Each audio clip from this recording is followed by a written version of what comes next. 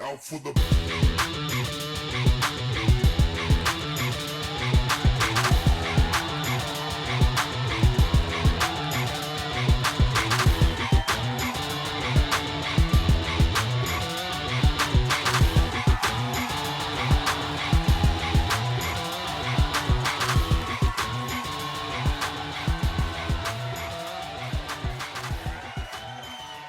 So we probably won't spend that much time talking about it. Hey guys, what up?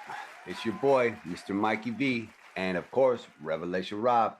We're in the place. Want to welcome you back to What the Fuck America. And today we got ourselves a nice little show. We're going to talk about psilocybin mushrooms. We're going to talk about the restaurant industry. What up, Rob? How you doing? Yeah, I'm doing great, man. Had a great little turkey day with the fam and stuff. So Nice. everything's been good my way. How about you? You have a good turkey day? Oh yeah, man. We ate, we had a good time, spent time with the family. We were able to enjoy that time, and yeah, it was pretty good, man. Had a good day. Can't complain, man. When you got a lot of food on the table and you're living and you're breathing, you just can't complain. Gotta just love it. Well, you can't complain because the world is fucked up, but I guess I see what you mean. Just for that one day, you got the fam around. You're like, yo, life is good for the moment. For the moment, the momento. The momento. And no, I mean, it's cool, man. You need those times to kind of reflect and remember why you do the things you do in life, why you go to work all day and every day, why you keep yourself in this rat race. So it's good. It's a nice little breather every once in a while to have that time. So yeah, it was good. Yeah, that's what's up. But yeah, man, over the weekend I was talking to some family members and even you about the benefits of microdosing. Like, I heard this shit starting to take off in the US. I don't know. You know what's crazy? Because you talked to me about that over the weekend, and then we kind of discussed what we was going to talk about on this episode here, and I so happened to see like some shit popping up in my little feeds about microdosing and stuff. So I was like, oh wow, okay, yeah. It's kind of weird, but it all of a sudden something popped up, and I actually caught a glimpse of it and was like, okay, yeah. This is how they're doing it. This is how the elites are doing it, guys. Right? I mean, I don't know Valley about the boys, elite. just the big tech companies, really, the ones that are revolved around these big tech companies, these like a lot of tech minds out there in Silicon, kind of like the Elon Musks and the Jeff Bezos. I couldn't say with the actual names, but like I know that I've heard on different podcasts that a lot of people from the tech world and the tech like companies and valleys, Silicon Valley and stuff, they all do this thing called microdosing, where you take a little bit of psilocybin mushrooms, like the trippy mushrooms, and you just like eat a little bit of it and on a daily basis. And what it does is, like, you're not like high, but like what it does is it taps into a part of your brain that a lot of these guys, it kind of accentuates their level of knowledge. Like if they're like really smart already, and then they're like microdosing, and the elements of the mushrooms are like in their brain, and it's causing like their thought processes to be a little more deeper. It's causing them to be a little more in depth, I guess, is what I wanted to say. But like that way you know, maybe you think about something you wouldn't have thought about beforehand or something, you know what I mean? And why that maybe some of these technologies, why they come out, why they're so great, why, you know, like it makes some people wonder like how Yeah, why would you ever think about something like that, like exactly. touch screens and you know everything that we're living with today, like this video call, like everything that we're doing with technology today is came from that sort of kind of like way of thinking, you know what I mean? Yeah, um, and I guess it does happen because I've only taken mushrooms like twice in my life, and the first time I took them, you know, I felt like a king. It was, you know, great. Second time I took them, I kind of had like a bad trip because I was in the hood somewhere, you know, in yeah. Omaha, and it just didn't turn out good for me. But the first time when I did them, though, man, like it opened up so many doors for me. Like just I mean, everything felt great. I mean, like the plants were moving to the music, like it was a totally different world. But I seen when I looked up at the stars, I seen these like what I would call, which is crazy because I just in a documentary on something about this the other day. But when I looked up at the stars, it was like I seen pathways, like something was connecting the stars together, like a blue path or something. I seen that you can't see. Well, I can't see it when I'm not when I wasn't, you know, if I'm not tripping. I've only seen it that time when I looked up at the stars. I could see it was like it was connected, like connected dots. You know what I'm saying? There was like a blue glow connecting every star. Mhm. And I seen this documentary the other day where there was something talking about the I guess there's some type of galactic federation or something. It's supposed to be a race of aliens that control our galaxy and all this stuff, but they're I guess there's something with these 52 stars that are in this uh what they call in their what do you call it, their district, I guess, or something, these 52 stars, and there's some type of way that they teleport and go through to all these stars and that are close to us, you know what I'm saying? Right. But I was just thinking about that, like it does open up, like what was I seeing, you know what I'm saying? Was I really seeing like, you know what I'm saying? Like, what was I really seeing? Like Something that we visuals or can't something. see. Yeah, like, well, yeah, but I mean, Well, I like, guess that is it depends on how much you take, you know what I mean? Like I've heard that you got to take in order to have an experience where uh it's just past the recreational high of taking mushrooms, like because I've done it a couple times in my life, and um but I've never done it to the point where I think I've ingested enough to have like that real mental type of a trip, because every trip that I've ever been on has been like this happy fun, a group of friends laughing, you know, just kind of being high and goofy, like that's been my most experiences. I mean, I think we even did a podcast the last time we were doing podcasts in uh late 2020 or early 2020, late 2019, I think. And I was doing mushrooms on that podcast, and you know that was a fun time. And I think you were having issues with your eye because you had a contact in your eye, and I was calling you Mr. Tortilla Head from the Toy Story just because of your face, the way it looked. Um, no, and then you guys no, we did the show, and then you that later on that night, or after you mixed it down, you were watching it and you oh were yeah, tripping. tripping. That's what it Yes, was. yeah. But it's fun. But But you know, I've had fun with it like that. You know what I mean? And now we're finding out that apparently you can't really overdose on that. Like, I mean, you could ingest up to, I've heard, 11 grams, and you'd be like in one hell of a fucking trip. But I mean, probably feeling like you want to die, but you're not gonna die. yeah, You know, that's and too much, boy. but that's what it takes to reach that type of a trip, though, that crazy mental trip. Otherwise you're just gonna, you know, you take a couple grams, you're just gonna be um laughing and being goofy with your friends, you know what I mean? But Yeah, there's I other benefits to it though. You know, there's all kinds Yeah, of stuff.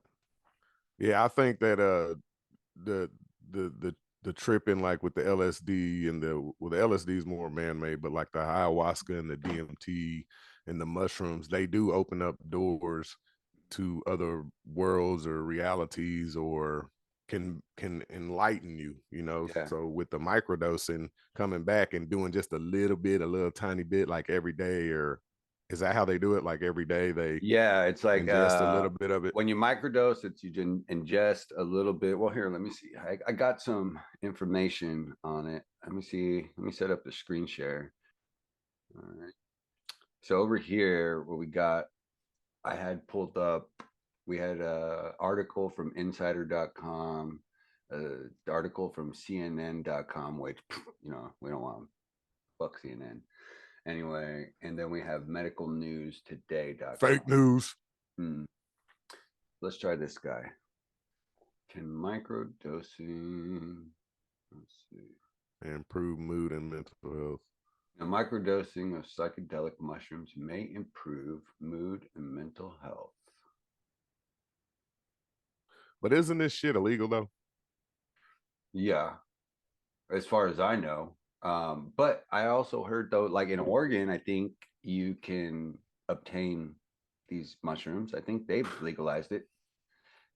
I'd have to go look. I do have also on this second page right here, I have the laws on it.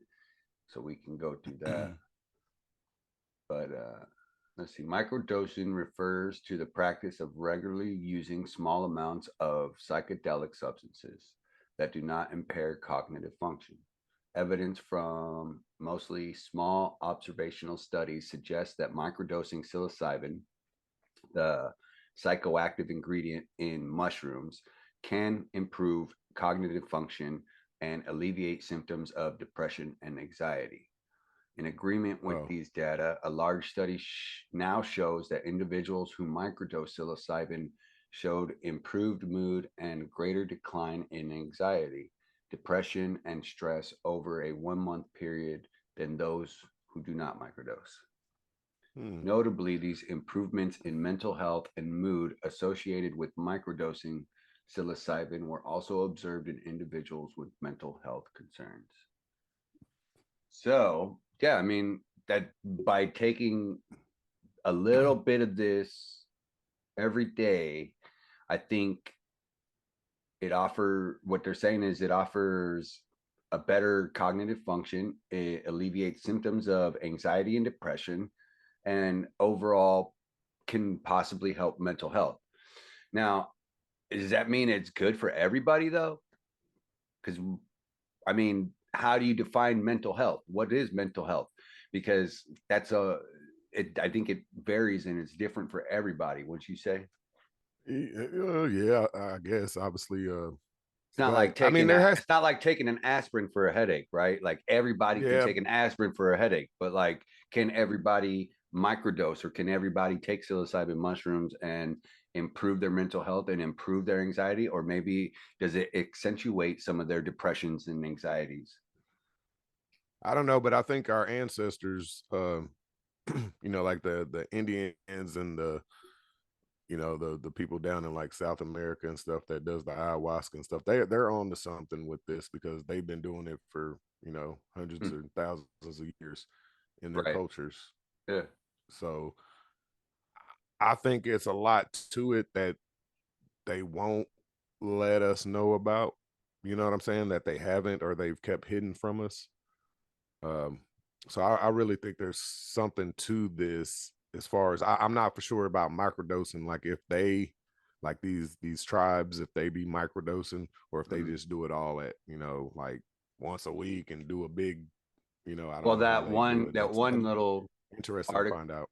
that one little article said that their study showed over a month period. They had to do it over a month period of time to kind of see the results that they were getting. Yeah, our ancestors used this stuff. I mean, they Yeah, right used there. kind of stuff for ceremonial and traditional type events. It was the kind of their way of linking back to their ancestors and their gods and what they believed in, you know. Because I mean, everybody was fucking. Let's face it, everybody was walking around tripping. Let's see. Psilocybin, LSD. Now this is that's a good little article though if you want to read it. It's pretty Yeah. interesting. Naturally occurring psychedelic substances such as psilocybin extract from the magic mushroom and mescaline have been used in their beneficial health effects for thousands of years. The classification of psychedelic substances such as psilocybin and LSD as drugs of abuse without any medical use has, however, hindered research on the therapeutic effects of these substances. In recent years, there has been a resurgence of scientific and popular interest in the potential use of psychedelic drugs for the treatment of depression, anxiety, post-traumatic stress, what we were talking about earlier. For instance, psilocybin, the active ingredient in magic mushrooms, has shown promise in the treatment of individuals with depression, anxiety, and substance use disorders.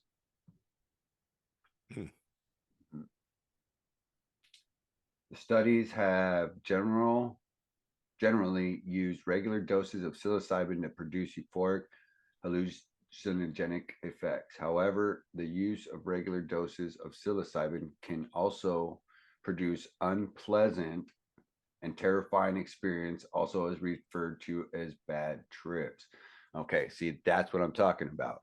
Like, you got to be, I think you got to be in the right mindset to do something like that, you know. But I think that's when you taking like 3 grams or 4 grams or 5 grams at a time and you're actually really tripping, then you either gonna have a good trip or a bad Well, trip, yeah, I would have to depending take on the like, mood. yeah, me personally, I But think but but when yeah, you're go ahead. microdosing though, I don't think that you would have either a good trip or a bad trip. But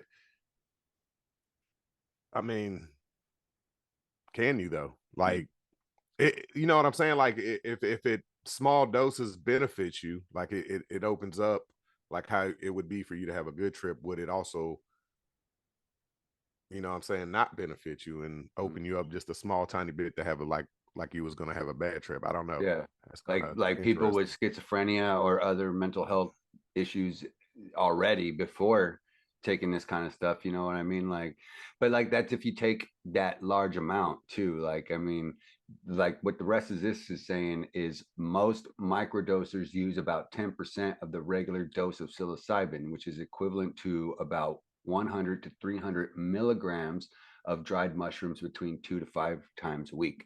So when I would trip with my friends for that laughy, goofy time for a couple of hours, I would probably take somewhere in the ballpark of at least 2 to 3.5 grams. Um, and that would make me, I would feel high. I would have these funny little tracers and, you know, and having these like outbursts of laughing and giggling and, you know, having a good time. So for me, a tenth of that, I mean, I guess I wouldn't really know how much that is, but a 10% of that, a regular dose of psilocybin would be the equivalent of about 100 to 300 milligrams of dried mushrooms. So milligrams, how much would that be in terms?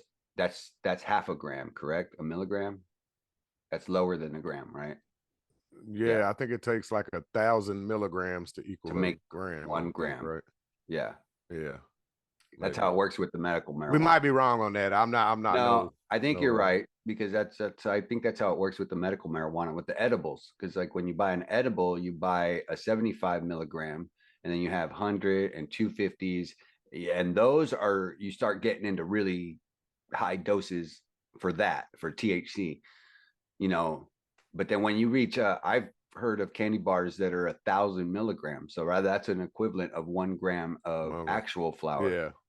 Yeah. Okay. Yeah, that's probably what it is then.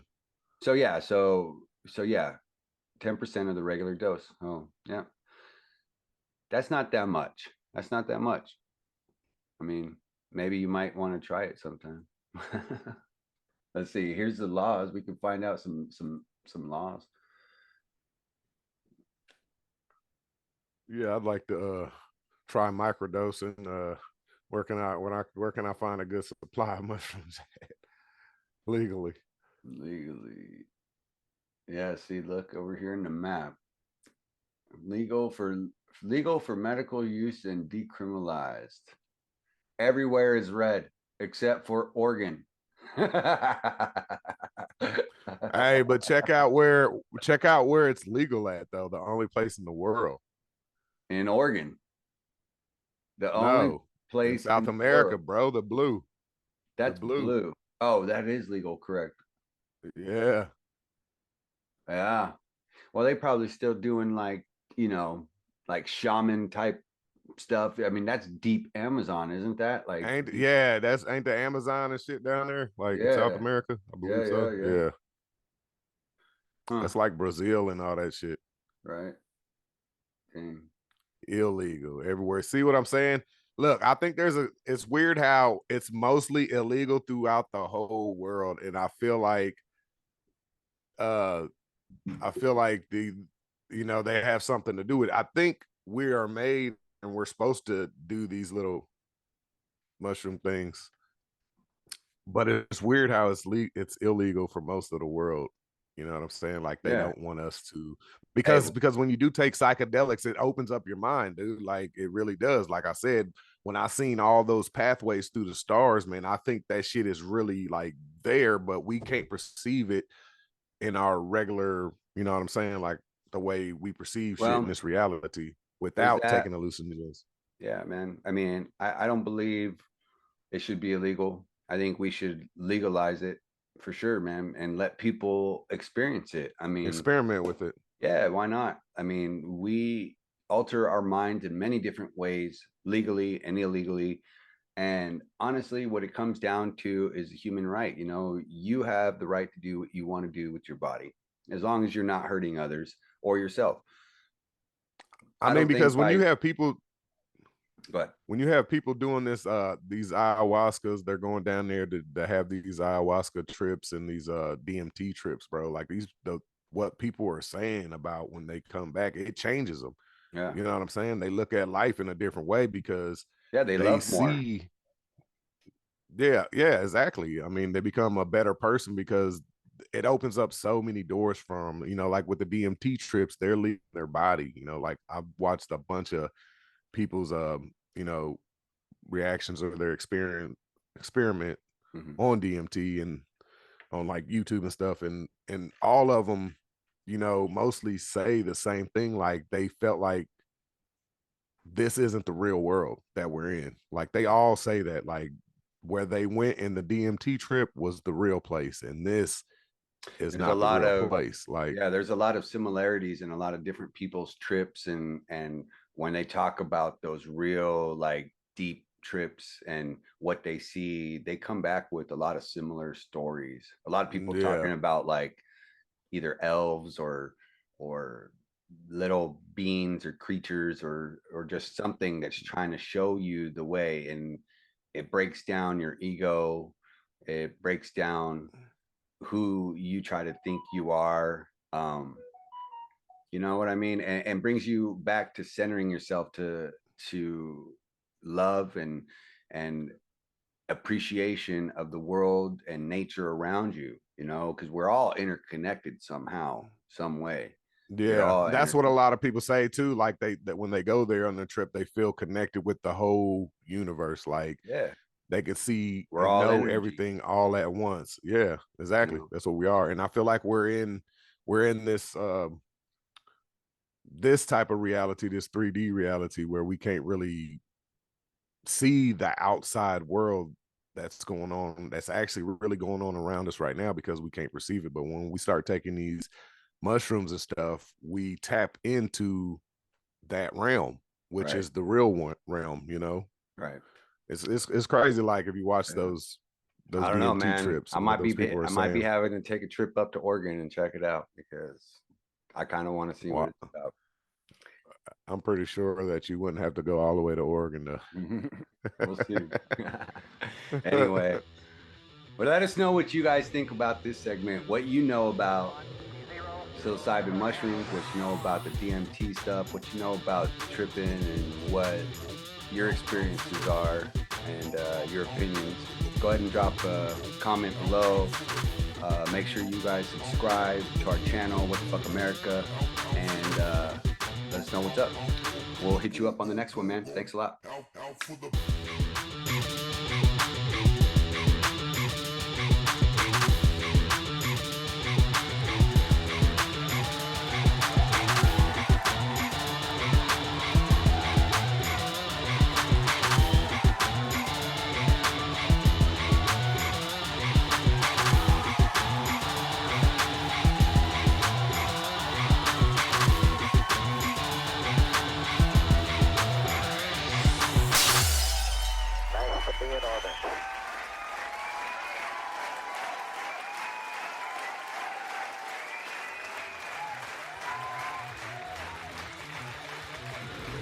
What up, guys? Welcome back to this little segment of What the Fuck America. It's your boy, Mr. Mikey V, and of course, Revelation Rob. What up, Rob? How's it popping, brother? What up? What up? Doing good, brother. Doing good. Another day, living. Today, man, we kind of hungry, and we're gonna talk about these nasty restaurants out here in the world. Because, you know, we all done worked in them, most of us. And if you had to, you know what time it is. So we're going to get down to the point about these restaurants and how how they are on the inside, man. Yeah. Well, I mean, I've been a chef for 25 years. That's what I do in my profession aside from podcasting. So I can tell you exactly how it's supposed to be. But in my experience, you know, I came up from a dishwasher, the very lowest part of the restaurant, and that's what people think is the most lowest part of the restaurant is the dishwasher. But I've come to realize that that's actually the most important part of the restaurant. Without that part of the restaurant, ain't nothing happening. If you don't have any clean dishes, ain't nothing happening. Your stuff that the customers are using are not clean. Then believe me, they'll shut that shit down so fast that you won't have a business to run. You know what I mean?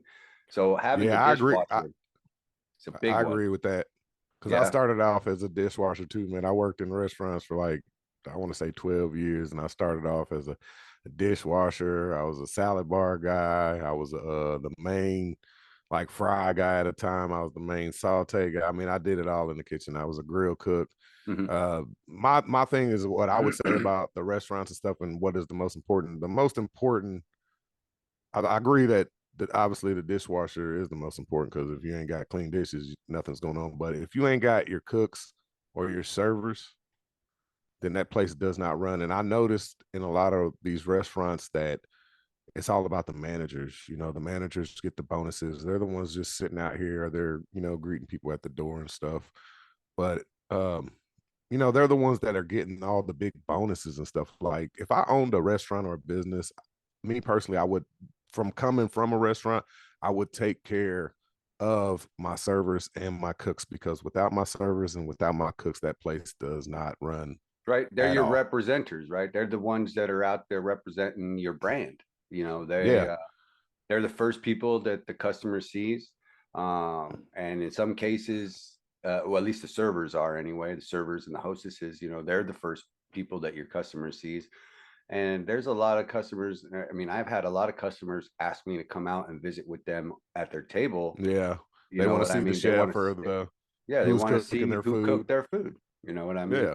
And the servers take a lot of shit, especially from people who have never worked in a restaurant. You know, my wife was a server for a long time too, as well. And I mean, Yeah, there'd mine be too. days where she come home pissed because, you know, of certain customers, like just the rudeness of them, and because they've never had to, you know, wait tables or work in a restaurant, and they treat these servers like they're just like they're slaves, literally. You know what I'm saying? Like, just run them, go get this, and they can see that they're busy. You know, like you gotta kind of gotta have respect when you go into restaurants like that for these Yeah. servers and these cooks, because it's hot back there on the line. you know, especially in the summertime.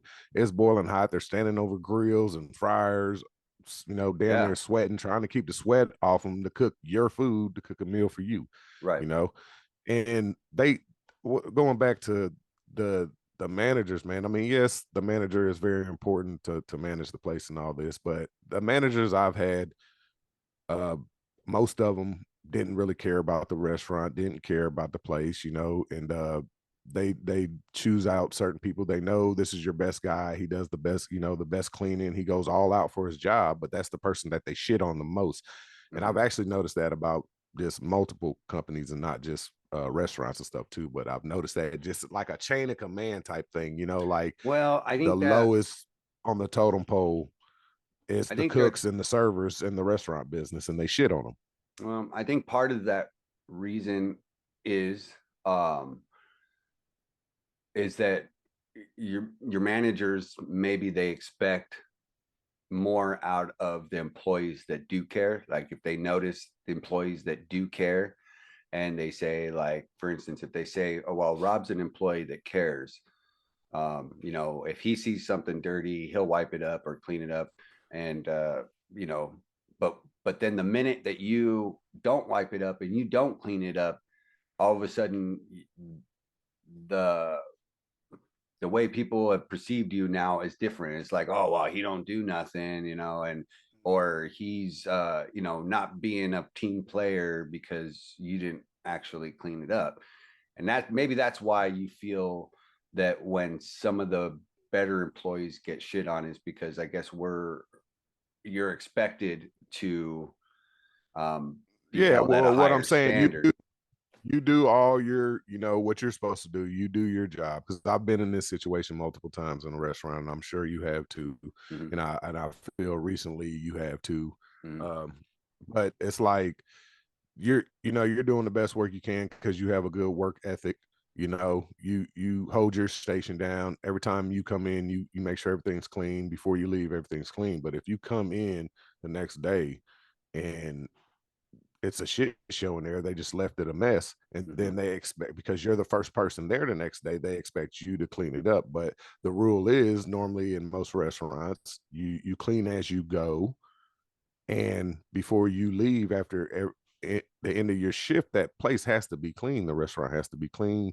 Yeah. The grills have to be cleaned off. The food has to be put back up, because that's a violation. That's a health Mm-hmm. violation, and you know, it's just bad, you know. And Yeah. then you leave it for somebody the next day. That's that's where it gets crazy. But then your managers are expecting you to clean up this person's mess instead of getting on the person that actually made the mess and fixing the issue and making sure it never happens again. It Mm-hmm. keeps happening again because they know their best employee will come in there and Fix it. clean up the whole mess for All right. everybody. And that's what it starts a lot of. That's the management, you know, and that's where management has to do their job. You know, the way I said, I look at it is, you got your dishwashers. Those are your most important person in the restaurant, in my opinion, because they're the ones that keep the place clean. You know, they're the ones that clean the dishes. You ask them to clean the restrooms. They mop the floors. They sweep up the corners that nobody else wants to do. But they're So also the like, lowest paid, though. They're also yeah, the lowest paid in the they are restaurant. they are the lowest paid, and in my opinion, I believe they need to have a competitive rate. They need to have a competitive Yeah. rate because they're getting tossed the dirty dishes that people prep with. And let's be honest, people don't care. If it's not your restaurant, they don't care. They will burn your pans. They will, you know, set stuff on fire, and your equipment, you know, goes to crap. You know, if you don't have people in there watching these things like your managers are supposed to, then your restaurant will fall apart within months. Like literally, your equipment will Mm. fall apart. It'll deteriorate. It'll collect grease. It'll be havoc. You know. So the dishwasher for me is the should be have a competitive rate, and they should have a little more respect for their job there. The next most important people is the customers. They're the ones that pay for this stuff. They pay for everybody to have um, their bills paid. They pay for, you know, how I mean, that's how you would pay for your kids to eat and provide for your family, through the customer. Now, if the customer doesn't come in the door and doesn't want to buy the food, then that means there's no reason for us to be here. Then nobody has a job. Then it doesn't exist. So they're the third in line, or the second in line of being the most important. Now, the third in line of being the most important is your management. Your management needs to be on top of it. They need to be watching over the rest of the employees and making sure that these things get done. Because if you do have a surprise health inspection and you come into a dirty kitchen or an unsafe kitchen, then now you're looking at potentially getting shut down and fined by the city. And you get a bad name, a bad reputation. Yeah. So why don't you tell the viewers about your little experience that you've recently encountered and Well, yeah. What it is it's an issue of bad management. Um, you know, what's going on in my restaurant is the lack of procedure. Is what it is. It's lack of procedure. There's no, in my opinion, I believe every restaurant should have weekly, if not bi-weekly, meetings with each other. I mean, and that's for any company, really. That's for anybody, because you always want to be on the same page as the rest of your employees. You know what I mean? So that your business is successful and it keeps moving in the right direction. Uh, but what's happening where I'm at is the executive chef that I work under is I'm not sure what's really going on with this guy. He's lost the passion for what he was trained to do. He's a graduate from a culinary school. He has the knowledge of how a restaurant should be ran, and he's just not doing his job. And I clash with that, and I'm having a hard time conveying to the ownership that this guy shouldn't be working in their kitchen. Um, I did happen to print out a couple pictures because we were off over the Thanksgiving holiday, and we have to shut the restaurant down. Um, you know, and when we do that, there's not been a restaurant that I've ever worked in my 24, 25 years of being in the industry. Never had to close a restaurant where it wasn't expected that it was clean. Has to be clean every night. Has to be wiped down, clean surfaces, swept and mopped. That's just a guarantee. Now, even more so when you plan on shutting down for a holiday. You're shutting down for a whole day, or possibly more. Then at that point, now some deep cleaning needs to happen. You need to really clean everything, mop, sweep, wipe things down, wrap things up, store food properly, so that when you shut the lights out, you don't have to worry about nothing. Everything is refrigerated, everything is good, so that when you come in the following day, or whenever you reopen, you are ready to rock and roll. And that just did not happen this last time off. Like, we had a day off, and next thing you know, like, I get there because I'm usually the guy that gets there in the morning. So when I get there, I expect to come into a clean kitchen and a clean area. Well, that did not happen. So I was show them just what you came taken into, back. Mike. Show them what you came into. So this And is guys, the this is a 5-star restaurant. We're not gonna say the name of it, but we're not going to this say the this could name. be any restaurant near you. Anywhere This near could you. If we don't anywhere near you. hold, if we don't hold our um, cooks and our staff accountable for this kind of stuff, like, then you lose your business. You're going to lose people by having this gunk, this grease, this buildup. You're going to have problems. You're going to have maintenance problems. I mean, to me, this drain looks dead already. This area looks dead already, and just a simple cleanup would suffice. You know. Yeah. If you do want to know the name of this restaurant, hop over on twirler.com. We discuss everything over there. Nothing's a secret. Nothing's. You know, this right here, this is upsetting to see. You got pineapple juice on this side, um, you know, because there's pineapples sitting in here, and then you have cheese stored right next to it. And whenever this drawer right here, you can see it's a drawer that gets pulled out, and it comes out this way. You can see that the juice gets down in that cheese, and what it does when the acids hit that cheese, and that's American cheese, that's what that is like, you know, craft cheese. Like it's like flimsy already. It's like, you know, when you this pineapple juice hits that cheese, it curdles It it. looks like a cheddar. Now that one's the cheddar, but this one, it's sitting in acid, you know, pineapple juice, and it's breaking that cheese down. And then you're grabbing this cheese right here, and you can see there's spots from the juice where it's But already this is what you eaten. came into. So it was sitting there from what, 4 in the afternoon all the way Uh, till yeah, 4 in the afternoon, one Wednesday. Wednesday, and then come in on Friday morning around And seven that's thirty, sitting out. and that's just sitting like that. It's not covered. There's no plastic. I So that's a mean, waste of money. So the business yeah, is the company is losing money because of this. Just the oh my God. right Yeah. here.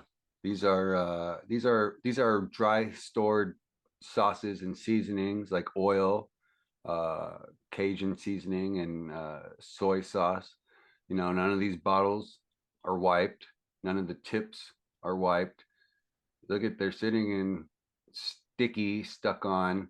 I mean, I feel like if I ran my hand across that, it would feel like braille. It would get stuck.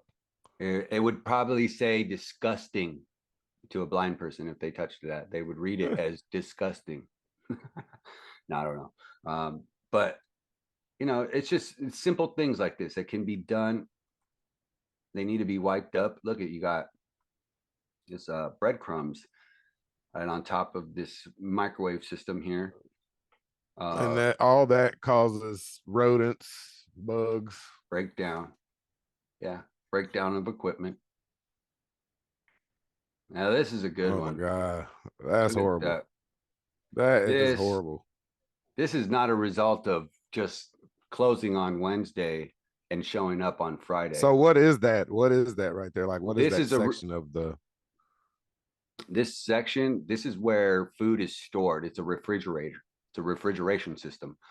You have shelving right here that holds pans for backups of, you know, whatever you have on top. In this case, it's like a um, what they call a saute section or a pasta section. So there's pasta sauces that we keep in here. There's down here, there's raw meats such as liver. Um, and these crumbs come from above here. This is where the plates get put together with garnishes such as Parmesan cheese and different things, and parsleys and yada yada yada, so so forth and how's so forth. all that get on there? Well, this gets on there because what happens is people are expected to clean what's above here, right? And when they do that, they wipe it down and it all falls down right here. Now, when you go down into the door, into the refrigeration door system, and you actually open the doors to pull these out to restock on top of the line, this is what you find down there. So it's really, you cannot miss it. You cannot miss this. This is like staring you right in the face when you open this Bro, refrigerator. that is nasty. Like that Yeah. is ridiculous. And you know, So where's that crack go? Like I see that, like I see all the food on top, but what do you like that mean? black This little crack area down. Yeah, right what's here, down in there? this is a vent system. So like behind here, this is where all the refrigeration is happening. You know what I mean? Like the coils, the like all the stuff that makes this cooler a cooler is right back here. Yeah. Yeah, it's So right there. it's possible that there's food like falling all Down in down there. into that. Yeah. Yes, possible. Yeah. Yeah, Yeah. But that's that's why and it's it seems important. like can nobody get to it? Can nobody get to it to that No, area? that's Like easy if to there get was to. You literally okay. pull these, see this right here? You pull these pans out of the Mhm. refrigerator. If you follow my cursor, you pull these pans out of the refrigerator. This is the bottom part. You pull these out of the refrigerator and then you wipe it with your hands.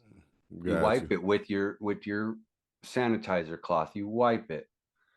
This is unacceptable. This part right Bro, I'd here, have if been you can see this right here, um, this is all loose stuff that has fallen from the top. But like if you look right here, this is stuff that's gone stuck on, and that's more than a day or two. That's got to be yeah, weeks. That's got to be weeks looking like that.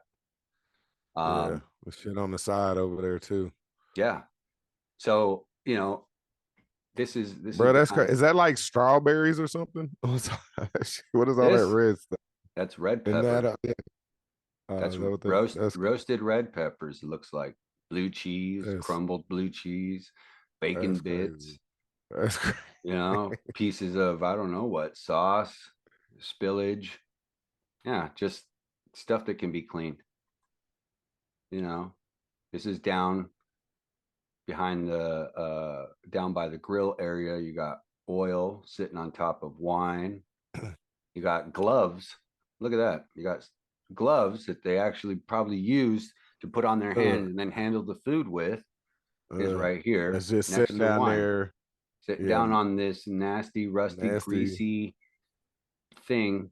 I mean, it's got You know, splatters and I'm everywhere. wondering if the problem is like pay in the restaurant business because I noticed like even a lot of these like fast food McDonald's and Taco They Bells and all stuff a like lot that. of places look like this, and I Yeah, don't know dude, if it's but lack of. well, they don't pay the employees shit. So to be honest, I can see the reason for the laziness and the poor work ethic Mhm.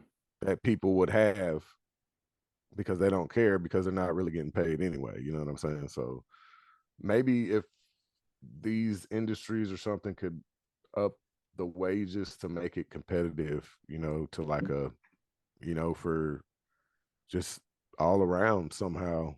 I mean, that's what I'm saying. Like they got to give less of these bonuses to these managers and and and start being, paying the employees. I know if I owned a restaurant, bro, I promise you everybody would be paid up in there because I want everybody to be happy. And I feel like if all my employees are happy, then I'm definitely gonna have happy customers.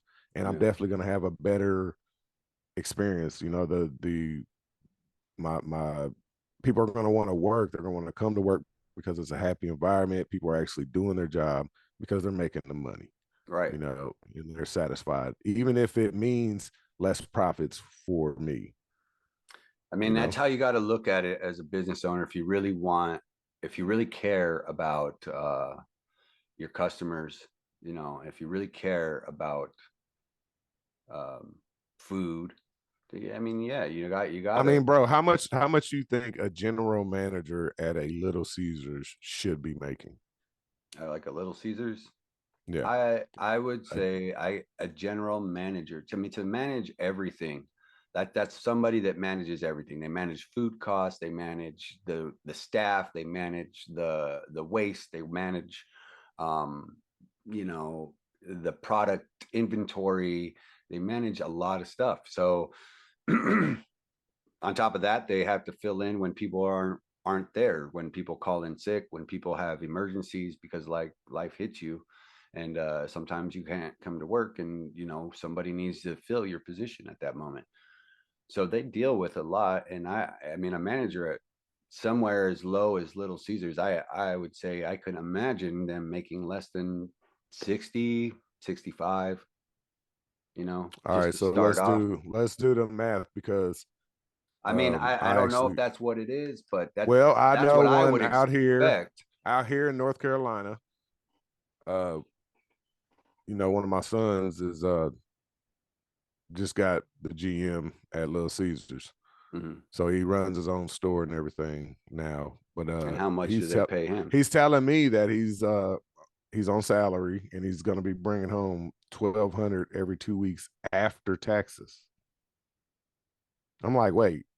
No, you gotta have a whole number, annual number. Well, I'm about to do the math on that. So, but he's telling me 200 or 1,200 every 2 weeks after taxes, right? So I'm gonna say that's gonna be 1,500. That's 24. That's 2,400 a month. Okay. Well, we got to do net though. We got to do or gross, not net, gross. So I'm gonna say 1,500 every 2 weeks before taxes, right? They're gonna take about $300. 300. Well, let's just say that. So we'll go 1,500 every 2 weeks. Times 2 is what?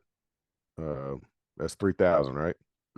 So 3,000 times 50. What is it? 52 years or 52 weeks in a year? 52 years, Jesus, that's 52 weeks. Well, hold on. No, we need to do this by month. So it makes 3,000 a month.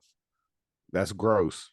3,000 a month. I'll tell you what's gross. What's gross is what people getting paid right now to work for. That's what's gross. Bro. Exactly. So 3,000 times 12, because there's 12 months in a year. I'm not sure, man. I don't have the time to do the math. 36. That's 36,000, bro. Yeah, that's gross. That's nothing. Okay, for a GM at Little Caesars, bro, and they sell, Little Caesars. You guys got Little Caesars out there, right? Oh yeah, they sell a hell of a lot. Little Caesars, bro. Little Caesars is every fucking where. They sell the shit ton of pizza, and this is all they can pay, dude. 36,000. Yeah, and that's before taxes. And people really are overworked, they're gonna take. Yeah, people and the dude worked.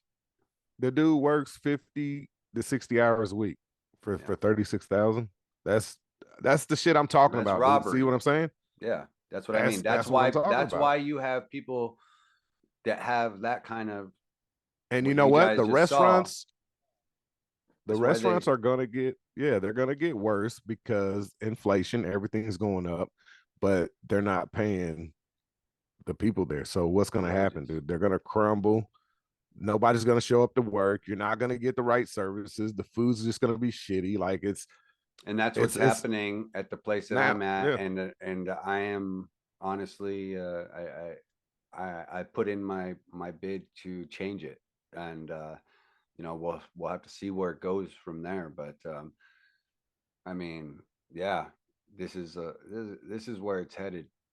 So I think the title of this video needs to be all restaurants out of business by 2025 because of the inflation and everything that's going on. Look at you with your clickbait, man.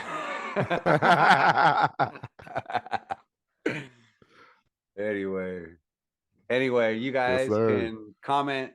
Make sure you like and subscribe. Let us know what you think. If you guys work in a restaurant or have worked in a restaurant, what do you think about this kind of stuff? Think about also when you go out to eat, what could be coming out of that kitchen that you are paying for? What are you buying? What is coming to your plate? You got to question this kind of stuff because, right now there are people out there right now that are serving that kind of stuff, that are serving that kind of food. And, and you're paying it and enjoying it and eating it right up. And, you have no idea. You got to put the right people in place. People have to be, as a community, you got to demand better from the people that are providing to you. That's just, it's not like, it's like having a guy build you a house and saying that, the roof is not necessary. It's necessary. It's very necessary. It's necessary for safety. It's necessary for protection. It's necessary, just for the overall health of everybody. So yeah, go ahead and like and subscribe. Check us out on YouTube. You can also check us out at tweller.com, and you can also check us out on Facebook. So with that being said, guys, make sure you guys stay eating good. Make sure it's clean in your neighborhood, and don't forget to tip your waiter. That's right. Yeah, there you go. All right, guys. Later.